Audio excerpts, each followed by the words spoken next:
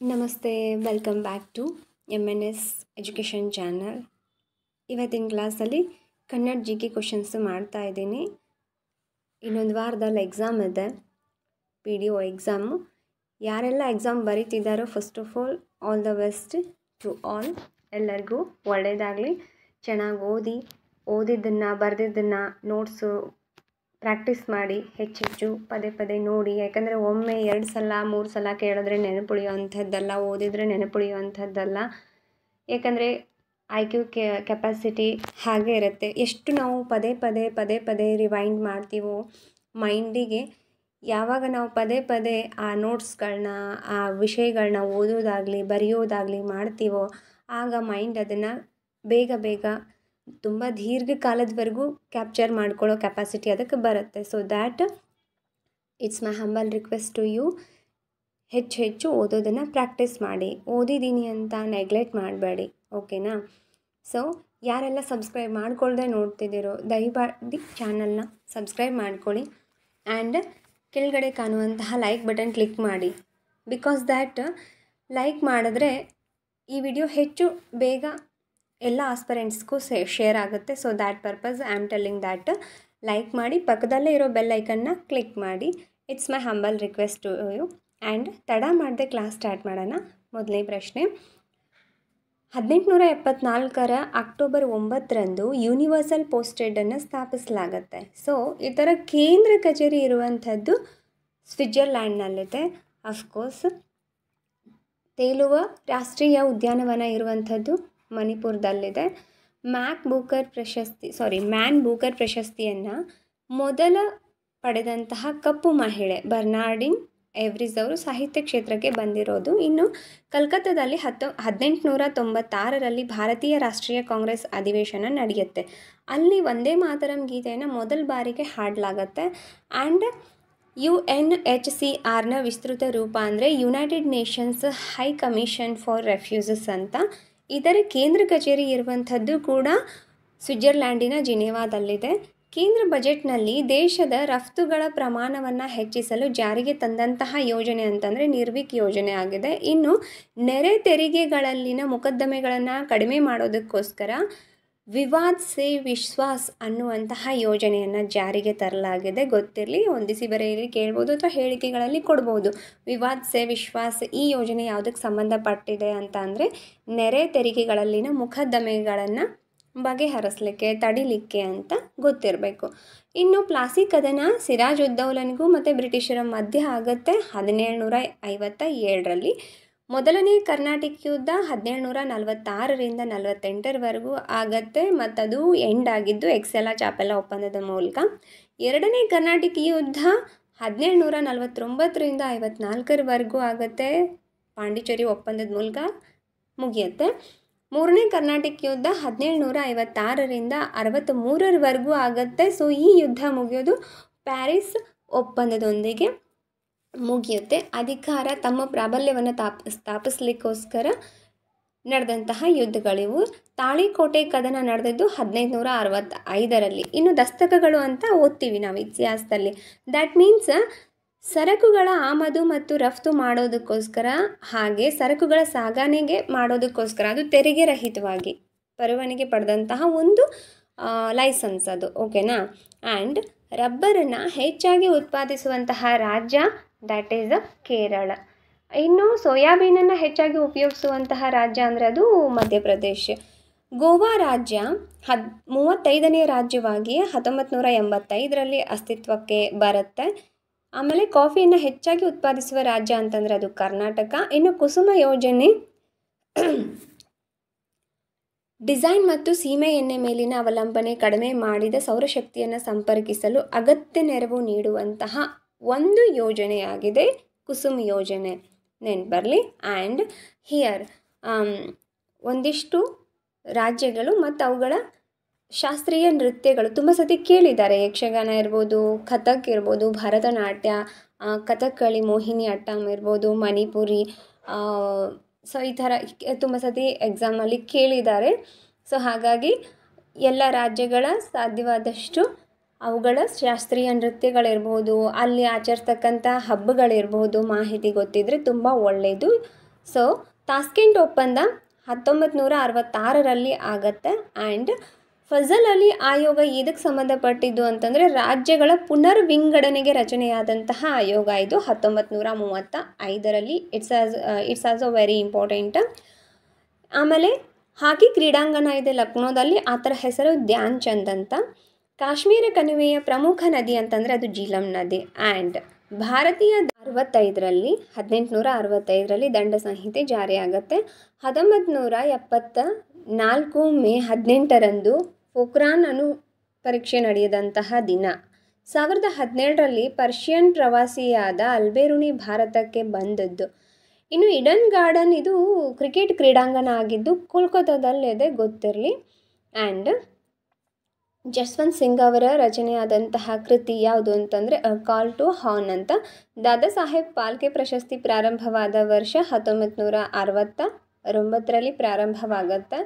And ಸಂವಿಧಾನದ ಒಡವೆ ಅಂತ ಪ್ರಸ್ತಾವನೆಯನ್ನು ಕರೀತಾರೆ, ಗೊತ್ತಿರಲಿ. ಭಾರತದಲ್ಲಿರುವಂತಹ ಅನುಸ್ಥಾವರಗಳು 7. ಭಾರತದಿಂದ ಶ್ರೀಲಂಕಾವನ್ನು ಬೇರ್ಪಡಿಸುವಂತಹ ಕೊಲ್ಲಿ ಅಂತಂದರೆ ದಟ್ ಈಸ್ ಅ ಮನ್ನಾರ್ ಕೊಲ್ಲಿ. ಆ್ಯಂಡ್ ಭಾರತದಲ್ಲಿ ಪ್ರಥಮ ಚುನಾವಣೆ ನಡೆದಂತಹ ವರ್ಷ ಅಂದರೆ ಅದು 1952ರಲ್ಲಿ ನಡೆದಿರ್ತಕ್ಕಂಥದ್ದು. 1881ರಿಂದ 82ರಲ್ಲಿ ದೂರವಾಣಿ ಸೇವೆ ಪ್ರಾರಂಭ ಆಗತ್ತೆ ಇನ್ ದ್ಯಾಟ್ ಕಲ್ಕತ್ತಾ. ಪ್ರಸಾರ ಭಾರತಿ ಅಸ್ತಿತ್ವಕ್ಕೆ ಬಂದಂತಹ ದಿನ ಅಂತಂದರೆ ನವೆಂಬರ್ 23, 1997. ದೇಶದ ಅತ್ಯಂತ ವಿಶಾಲವಾದ ನದಿ ಮುಖಜ ಭೂಮಿ ದ್ಯಾಟ್ ಈಸ್ ಸುಂದರ್ಬನ್ಸ್. ಕರ್ನಾಟಕದಲ್ಲಿ ಮೊದಲು ರೈಲ್ವೆ ಸಂಚಾರ ಆರಂಭವಾದಂತಹ ವರ್ಷ ಅಂತಂದರೆ 1864ರಲ್ಲಿ. ಇದನ್ನು ಮದ್ರಾಸ್ ರೈಲ್ವೆ ಕಂಪನಿ ನಿರ್ಮಿಸುತ್ತೆ. ಅದು ಬೆಂಗಳೂರಿಂದ ಮದ್ರಾಸ್ಗಳ ಮಧ್ಯದಲ್ಲಿ 1864ರಲ್ಲಿ ಕರ್ನಾಟಕದ ಮೊದಲು ರೈಲ್ವೆ ಸಂಚಾರ, ಓಕೆನಾ. ಆ್ಯಂಡ್ ಭಾರತದ ಬಾಹ್ಯಾಕಾಶ ನಗರ ಎಂದು ಬೆಂಗಳೂರನ್ನು ಕರೀತಾರೆ.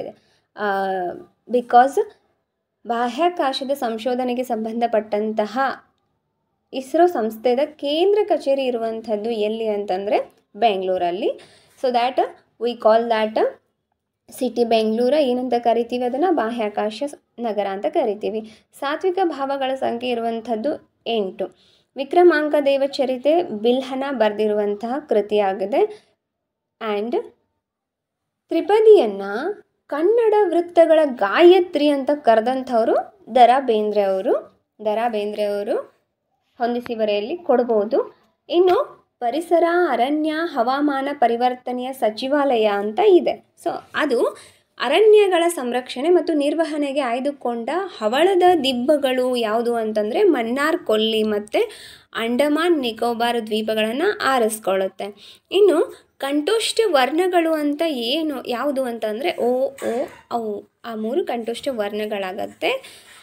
ವಕ್ರೋಕ್ತಿ ಜೀವಿತ ಅಲಂಕಾರ ಗ್ರಂಥ ಅದು ಬರೆದಂಥವರು ಕುಂತಕ ಅಂತ. ಆ್ಯಂಡ್ KN ಭಗವಾನ್ ಅವರು ಕುವೆಂಪು ಯುಗ ಅನ್ನೋ ಪುಸ್ತಕವನ್ನು ಬರೀತಾರೆ. ವಿಕರ್ಣ ಪ್ರತ್ಯಯಗಳು ಅಂತ ಅಂದರೆ ಸೂಚಕ ಪ್ರತ್ಯಯಗಳು ಅಂತ ಅರ್ಥ ಆಗುತ್ತೆ. ಕರ್ನಾಟಕದಲ್ಲಿ ಮೊದಲ ಬಾರಿಗೆ ಕಬ್ಬಿಣ ಮತ್ತು ಉಕ್ಕಿನ ಕಾರ್ಖಾನೆ ಪ್ರಾರಂಭವಾದದ್ದು ಶಿವಮೊಗ್ಗದ ಭದ್ರಾವತಿಯಲ್ಲಿ ಶಿವಮೊಗ್ಗದಲ್ಲಿ ಮೊದಲ ಉಕ್ಕು ಮತ್ತು ಕಾರ್ಖಾನೆ ಪ್ರಾರಂಭ ಆಗುತ್ತೆ.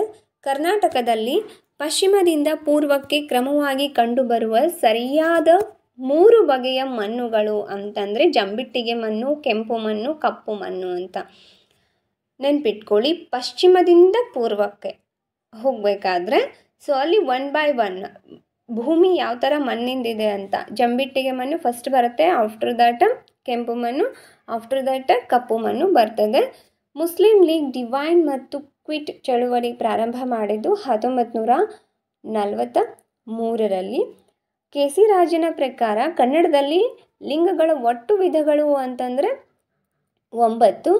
1839ರಲ್ಲಿ ತತ್ವಬೋಧಿನಿ ಸಭೆಯನ್ನು ದೇವೇಂದ್ರನಾಥ್ ಠಾಗೂರ್ ಅವರು ಸ್ಥಾಪಿಸ್ತಾರೆ 1839ರಲ್ಲಿ. 1976ರಲ್ಲಿ ಸ್ವರ್ಣ ಸಿಂಗ್ ಸಮಿತಿ ಶಿಫಾರಸಿನ ಅನ್ವಯ 42ನೇ ತಿದ್ದುಪಡಿ ಆಗುತ್ತೆ ಸಂವಿಧಾನಕ್ಕೆ. ಸೊ ಈ ತಿದ್ದುಪಡಿಯ ಮೂಲಕ ಮೂಲಭೂತ ಕರ್ತವ್ಯಗಳನ್ನು ಸೇರ್ಪಡೆ ಮಾಡಲಾಗುತ್ತೆ ಸಂವಿಧಾನಕ್ಕೆ. ಮತ್ತು ವೆರಿ ಇಂಪಾರ್ಟೆಂಟ್, ಈ ಮೂಲಭೂತ ಕರ್ತವ್ಯಗಳನ್ನು ರಷ್ಯಾ ದೇಶದ ಸಂವಿಧಾನದಿಂದ ಎರವಲಾಗಿ ಪಡೆಯಲಾಗಿದೆ, ಗೊತ್ತಿರಲಿ. ಮೂಲಭೂತ ಹಕ್ಕುಗಳು ಕರ್ತವ್ಯಗಳು ಇರ್ಬೋದು ಭಾರತ ದೇಶಕ್ಕೆ, ಓಕೆನಾ, ಇಂಪಾರ್ಟೆಂಟ್ ಆಗುತ್ತೆ. ಪೀರ್ ಮತ್ತು ಪಂಜಾಲ್ ಮತ್ತು ಜಾಸ್ಕರ್ ಬೆಟ್ಟ ಸಾಲುಗಳ ನಡುವೆ ಕಾಶ್ಮೀರ ಕಣಿವೆ ಇದೆ, ಗೊತ್ತಿರಲಿ. ಆ್ಯಂಡ್ ಮನ್ಸಬ್ದಾರಿ ಪದ್ಧತಿ ಅಕ್ಬರ್ ಜಾರಿಗೆ ತರ್ತಾರೆ. ಇದು ನಾಗರಿಕ ಮತ್ತು ಸೇನಾ ವ್ಯವಹಾರಗಳ ಶ್ರೇಣಿ ಪದ್ಧತಿ ಅಂತ ಮೊಘಲರ ದೊರೆ ಅಕ್ಬರ್ ಮನ್ಸಬ್ದಾರಿ ಪದ್ಧತಿಯನ್ನು ಜಾರಿಗೆ ತಂದಿರ್ತಾರೆ. ಆ್ಯಂಡ್ ಪ್ರಸಿದ್ಧ ಅಲಹಾಬಾದ್ ಸ್ತಂಭ ಶಾಸನವನ್ನು ರಚಿಸಿದವರು ಅಂತಂದರೆ ಅದು ಹರಿಶೇನ. ಮಾರುಕಟ್ಟೆ ನಿಯಂತ್ರಣ ವ್ಯವಸ್ಥೆಯನ್ನು ಜಾರಿಗೆ ತಂದಂತಹ ದೆಹಲಿಯ ಸುಲ್ತಾನ ಅಂತಂದರೆ ಅದು ಅಲಾವುದ್ದೀನ್ ಖಿಲ್ಜಿ ಅವರು ತಗೊಂಡು ಬರ್ತಾರೆ. ಆ್ಯಂಡ್ ಕನ್ನಡ ಪ್ರಹಸನದ ಪಿತಾಮಹ ಅನ್ನೋ ಬಿರುದಿದೆ ಯಾರಿಗಂತಂದರೆ ಟಿ ಪಿ ಕೈಲಾಸಂ ಅವ್ರಿಗಿದೆ. ಟಿ.ಪಿ. ಕೈಲಾಸಂ ಅವ್ರಿಗೆ ಕನ್ನಡ ಪ್ರಹಸನದ ಪಿತಾಮಹ ಅನ್ನುವಂತಹ ಬಿರುದಿದೆ. ಇನ್ನು ಮೊದಲ ಬಾರಿಗೆ ಕನ್ನಡದಲ್ಲಿ ಕೇಂದ್ರ ಸಾಹಿತ್ಯ ಅಕಾಡೆಮಿ ಪ್ರಶಸ್ತಿಯನ್ನು ಪಡೆದಂತಹ ಕವಿ ಅಂತಂದರೆ ಅದು ನಮ್ಮ ಕುವೆಂಪು ಅವರು ಮೊದಲ ಬಾರಿಗೆ ಕೇಂದ್ರ ಸಾಹಿತ್ಯ ಅಕಾಡೆಮಿ ಪ್ರಶಸ್ತಿಯನ್ನು ಪಡೀತಾರೆ. ಇನ್ನು ರೈತವಾರಿ ಪದ್ಧತಿಯನ್ನು ಜಾರಿಗೆ ತಂದವರು ಅಂತಂದರೆ ಥಾಮಸ್ ಮೆನ್ರೋ ಅವರು ರೈತವಾರಿ ಪದ್ಧತಿಯನ್ನು ಜಾರಿಗೆ ತರ್ತಾರೆ. ಎಷ್ಟನೇ ಇಸ್ವಿಲಿ ತರ್ತಾರೆ ಅಂತ ನೀವು ನನಗೆ ಕಮೆಂಟ್ ಮಾಡಿ, ಓಕೆನಾ. ರೈತವಾರಿ ಪದ್ಧತಿಯನ್ನು ಥಾಮಸ್ ಮೆನ್ರೋ ಅವರು ಯಾವಾಗ ಜಾರಿಗೆ ತಂದರು ಅನ್ನೋದನ್ನು ಕಮೆಂಟ್ ಮಾಡಿ. ಆ ಕ್ವಶನ್ ನಿಮಗೆ, ಓಕೆನಾ. WHO ಸ್ಥಾಪನೆ ಆಗಿದ್ದು 1948ರಲ್ಲಿ. ಕೇಂದ್ರ ಕಚೇರಿ ಇರುವಂಥದ್ದು ಸ್ವಿಟ್ಜರ್ಲ್ಯಾಂಡಿನ ಜಿನೇವಾದಲ್ಲಿದೆ. WHO ವರ್ಲ್ಡ್ ಹೆಲ್ತ್ ಆರ್ಗನೈಜೇಷನ್ ಅಂತ ಅದರದ ವಿಸ್ತೃತ ರೂಪ. ಸೊ 1952ರ ಚುನಾವಣೆ ಆಯೋಗದ ಅಧಿನಿಯಮದ ಅಡಿಯಲ್ಲಿ ನ್ಯಾಯಾಂಗ ಆಯೋಗಗಳನ್ನು ರಚಿಸುವವರು ರಾಜ್ಯಪಾಲರಾಗಿರ್ತಾರೆ. ನ್ಯಾಯಾಂಗ ಆಯೋಗಗಳನ್ನು ರಾಜ್ಯಪಾಲರು ರಚಿಸ್ತಾರೆ. 1952ರ ಚುನಾವಣಾ ಆಯೋಗದ ಅಧಿನಿಯಮದ ಅಡಿಯಲ್ಲಿ. ಆಗಲೇ ನಾನು ಹೇಳಿದೆ, already I told this point. ಮನ್ಸಬ್ದಾರಿ ಪದ್ಧತಿಯನ್ನು ಜಾರಿಗೆ ತಂದಂಥವರು ಅಕ್ಬರ್ ಮಹಾರಾಜರು. ಇನ್ನು ನಾಗರಹೊಳೆ ಪಾರ್ಕ್ ಕೊಡಗು ಜಿಲ್ಲೆನಲ್ಲಿದೆ. ವಿಶ್ವ ಹವಾಮಾನ ದಿನಾಚರಣೆ ಮಾರ್ಚ್ 23ರಂದು ಆಚರಿಸಲಾಗುತ್ತೆ. ಸೊ ಯಾವ ದಿನಾಚರಣೆ ಯಾವಾಗ ಆಚರಿಸ್ತಾರೆ ಅನ್ನೋದು ಕೂಡ ತುಂಬ ಇಂಪಾರ್ಟೆಂಟ್ ಆಗುತ್ತೆ. ಆ್ಯಂಡ್ ಆ್ಯಸ್ ವೆಲ್ ಆ್ಯಸ್ 1994ರಲ್ಲಿ ಕಲ್ಲು ಕರಗುವ ಸಮಯ ಅನ್ನೋ ಕೃತಿಗೆ ಸಾಹಿತ್ಯ ಅಕಾಡೆಮಿ ಪ್ರಶಸ್ತಿ ಸಿಗುತ್ತೆ. ಸೊ ಈ ಕೃತಿ ಪಿ ಲಂಕೇಶ್ ಅವ್ರದ್ದು. ಅವರ ಇತರೆ ಕೃತಿಗಳು ಅಂತಂದರೆ ಇಂಪಾರ್ಟೆಂಟ್ ತಲೆಮಾರು, ಅಕ್ಕ, ಬಿರುಕು, ಉಮಾಪತಿಯ ಸ್ಕಾಲರ್ಶಿಪ್ ಯಾತ್ರೆ, ಆ್ಯಂಡ್ ಮುತ್ಸಂಜೆಯ ಕಥಾ ಪ್ರಸಂಗ, and as well as Sankranti ಇತ್ಯಾದಿ ಕೃತಿಗಳಿದೆ ಅವ್ರದ್ದು. ಸೊ ಇಲ್ಲಿ ಒಂದಿಷ್ಟು ನಾನು ಕೊಟ್ಟಿದ್ದೀನಿ. ಸೊ ಎಕ್ಸಾಮ್ ಪರ್ಪಸ್ ನೆನಪಿರಲಿ ಅಂತ. ಕವಿಗಳು, ಸಾಹಿತ್ಯ ಪ್ರಶಸ್ತಿಗಳು ತುಂಬ ಇಂಪಾರ್ಟೆಂಟ್ ಆಗುತ್ತೆ, ಗೊತ್ತಿರಲಿ. ನೀರಿನೊಳಗೆ ಕರಗುವ ಹಡಗನ್ನು ಸಬ್ಮೆರಿನ್ ಅನ್ನೋ ಹೆಸರಿಂದ ಕರೀತಾರೆ. ಆ್ಯಂಡ್ 2021ರಲ್ಲಿ 120 ಭಾಷೆಗಳಲ್ಲಿ ಹಾಡುವ ಮೂಲಕ ಗಿನ್ನಿಸ್ ದಾಖಲೆ ಮಾಡಿದವರು ಅಂತಂದರೆ ಸುಚೇತ್ ಸತೀಶ್ ಅಂತ. ಇಲ್ಲಿ ಗಿರೀಶ್ ಆಗಿದೆ, ಅದು ವಿಶ್ವ ದಾಖಲೆ ಆಗಬೇಕಾಗಿತ್ತು, ಗಿನ್ನಿಸ್ ದಾಖಲೆ ಆಗಬೇಕಾಗಿತ್ತು. ಗಿನ್ನಿಸ್ ದಾಖಲೆ ಮಾಡಿದವರು ಸುಚೇತ್ ಸತೀಶ್ ಅಂತ. ಮಿಷನ್ ಕವಚ ಕುಂಡಲ ಇದು ಮಹಾರಾಷ್ಟ್ರದ ಒಂದು ಯೋಜನೆ. ಆ್ಯಂಡ್ ಜವಾನ್ ಅನ್ನುವಂಥದ್ದು ಇತ್ತೀಚೆಗೆ ದಕ್ಷಿಣ ಭಾರತದ ಕರಾವಳಿಗೆ ಅಪ್ಪಳಿಸಿದಂತಹ ಚಂಡಮಾರುತದ ಹೆಸರು ನೆನಪಿರಲಿ. ಆ್ಯಂಡ್ ಅಕ್ಟೋಬರ್ 9, 1949ರಲ್ಲಿ ಏನಾಗುತ್ತೆ, ಭಾರತೀಯ ಪ್ರಾದೇಶಿಕ ಪಡೆ ಸ್ಥಾಪನೆ ಆಗುತ್ತೆ. ಭಾರತೀಯ ಪ್ರಾದೇಶಿಕ ಪಡೆ ಸ್ಥಾಪನೆಯಾದದ್ದು ಅಕ್ಟೋಬರ್ 9, 1949ನಲ್ಲಿ ಸ್ಥಾಪನೆ ಆಗಿರುತ್ತೆ. And thank you so much for watching this video and as well as your valuable supporting to me. ಯಾರೆಲ್ಲ ಸಬ್ಸ್ಕ್ರೈಬ್ ಮಾಡ್ಕೊಳ್ದೆ ನೋಡ್ತಿದ್ದೀರೋ, I request to you please subscribe ಮಾಡ್ಕೊಳ್ಳಿ. ಆ್ಯಂಡ್ ಲೈಕ್ ಬಟನ್ನ ಕ್ಲಿಕ್ ಮಾಡೋದ್ರಿಂದ ಬೇಗ ಈ ವಿಡಿಯೋ ಎಲ್ಲ ಆಸ್ಪಿರೆಂಟ್ಸ್ಗೂ ಶೇರ್ ಆಗುತ್ತೆ. And thank you so much once again for your supporting. And notes ಮಾಡ್ಕೊಳ್ಳಿ, ಎಕ್ಸಾಮ್ ಇನ್ನೊಂದು ವಾರ ಇದೆ. ಎಲ್ಲ ಟೆನ್ಷನ್ನು ಚಿಂತೆ ಬಿಟ್ಟು ಹಾಕಿ ದಯಮಾಡಿ ಸ್ಟಡಿ ಕಡೆ ಗಮನ ಕೊಡಿ, ಮತ್ತು ಅದು ಒಳ್ಳೆಯ ಉದ್ದೇಶ ಆಗಿರಲಿ ನಿಮ್ಮ ನೌಕರಿ ತೊಗೊಳ್ಳೋದು ಕೂಡ. ಓಕೆನಾ? ಓನ್ಲಿ ನಿಮ್ಮ ಹ್ಯಾಪಿ ಲೈಫಿಗೋಸ್ಕರ ಅಷ್ಟೇ ಅಲ್ಲ, ಉನ್ನತ ಸಮಾಜವನ್ನು ಕಟ್ಟೋದು ನಮ್ಮ ಪಾತ್ರ ಇರುತ್ತೆ. All the best.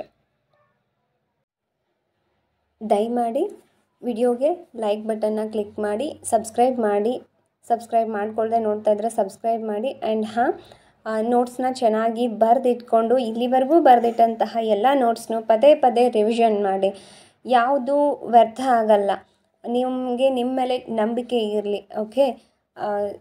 Self confidence also important ಆಗುತ್ತೆ. ಸೊ ದ್ಯಾಟ್ ಓದಿ, ಯಾವುದನ್ನು ತಲೆ ಕೆಡಿಸ್ಕೋಬೇಡಿ. ಕ್ವಶನ್ ಪೇಪರ್ ಟಫ್ ಇರುತ್ತೆ ಅಂತ ಫಸ್ಟ್ ಆಫ್ ಆಲ್ ನಿಮಗೆ ನೀವೇ ಮೆಸೇಜ್ ಕೊಟ್ಕೋಬೇಡಿ. ಓಕೆನಾ? ಓದಿದ್ರೆ ಯಾವುದು ಕಷ್ಟ ಆಗಲ್ಲ. ಸರಿನಾ? ಚೆನ್ನಾಗಿ ಓದಿ. ಮುಂದೆ ಇನ್ನೂ ಹೆಚ್ಚಿನ ಮಾಹಿತಿಯೊಂದಿಗೆ ಮುಂದಿನ ವಿಡಿಯೋದಲ್ಲಿ ಮತ್ತೆ ಸಿಗೋಣ. ಅಲ್ಲಿವರೆಗೂ take care, study regularly. Thank you.